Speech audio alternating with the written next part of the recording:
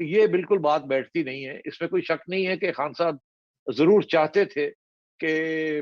D G I S I general Faiz Hamid جو ہیں وہ رہیں ان کے ساتھ اور ان کی مدد کریں جیسے انہوں نے پہلے مدد کی تھی۔ اچھا، اب اس میں ایک بات اور بھی کہنے کی ہے، پھر تھوڑی سی آگے بات بڑھاتے ہیں۔ آپ کو یاد ہوگا جنرل فیض حمید ڈی جی سی تھے جبکہ جنرل عاصم منیر صاحب کو ڈی جی آئی ایس آئی بنایا گیا۔ درست. ہاں، تو اس وقت انٹرنل کے تھے جنرل فیض، نمبر 2 تھے آئی ایس آئی میں جب جنرل عاصم منیر کو ڈی جی آئی ایس آئی بنایا گیا، اور وہ 8 مہینے کے بعد ان کی خان صاحب نے چھٹی کرا دی، اور وہ بھی آج بڑے واضح طور پہ کلیئر ہو گیا کہ وہ کیوں خان صاحب نے ان کو فارغ کیوں کیا، کیونکہ جنرل عاصم منیر میری اطلاع کے مطابق اور اگر یہ غلط ہے تو somebody should explain to me کہاں غلط ہے، I would be prepared to accept it, but basically آپ سمجھیں کہ میری چڑیا کی یہ پکی خبر ہے کہ جنرل عاصم منیر نے جا کے خان صاحب کو ایک دفعہ یہ کہا کہ خان صاحب وہ پنجاب کے اندر بڑے برے حالات ہیں اور وہاں جو لنکس ہمیں پتہ چل رہے ہیں وہ بڑے کلوز ہے to you and your family. میں اب اس سے زیادہ بات نہیں کروں گا، بڑی کھل کے وہاں بات ہوئی، انہوں نے بتایا کہ یہ فائل ہے، یہ وہاں ہو رہا ہے، یہ گوگی یہ کر رہی ہے اور آپ کی اہلیہ جو ہے ان کا یہ تعلق ہے اور یہ ہے، اور بزدار یہ کر رہا ہے اور یہ کر رہا ہے۔ اور میری اطلاع کے مطابق خان صاحب نے بات سن کے اور کہا okay let me think about it, اور انہوں نے کہا یہ تبدیل کرنی پڑے گی پنجاب کی جو صورتحال ہے، اور بزدار کو بھی چینج کرنا پڑے گا آپ کو اگر آپ نے اپنے آپ کو بچا کے رکھنا ہے اس کی نیگیٹو فال آؤٹ سے۔ تو خان صاحب نے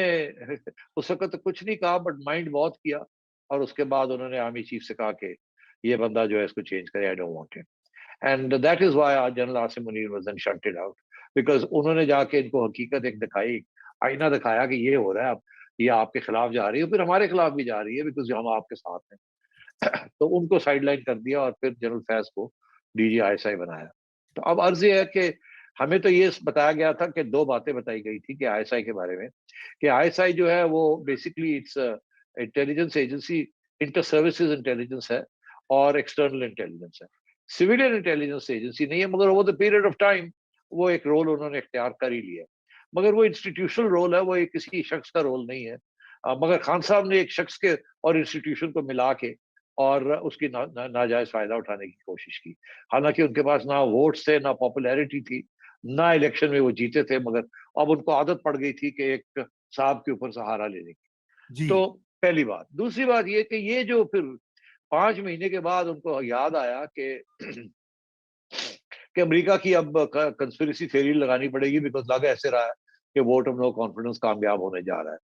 اور جب وہ 8 کو اناؤنس ہو گیا تو پھر انہوں نے ہاتھ پیر مارنے شروع کیے، ان کو سمجھ آ گئی بات کی کہ اب یہ میں جا رہا ہوں، میری چھٹی ہو رہی ہے، اب ایک نیا بیانیہ ڈھونڈنا پڑے گا، یہ کرپشن کا بیانیہ اور یہ بیانیہ چل نہیں رہا ہے، میرے اپنے ساتھی مجھے چھوڑ کے جا رہے ہیں، اور اپوزیشن نے مل جل کے اسٹچ اپ کر ہی لیا۔ اس سے پہلے آپ کو یاد ہوگا کہ خان صاحب کہتے تھے آئی ول ویلکم، کہ آئیں ووٹ آف نو کانفیڈنس لیں، میں ویلکم کروں گا، اور پھر یہ بھی کہتے تھے اگر کامیاب ہو گیا میں 1 سیکنڈ نہیں رہوں گا۔ تو خیر اس وقت ان کا یہ فیصلہ تھا کہ ان کو تو کامیاب تو یہ ہونے جا رہا ہے، مگر میں نے 1 سیکنڈ نہیں، میں نے تو جانا ہی نہیں ہے یہاں سے، جو مرضی کر لے، آئین کی دھجیاں اڑا دے، جب تک مجھے اٹھا کے نہیں پھینکیں گے میں نے نہیں جانا۔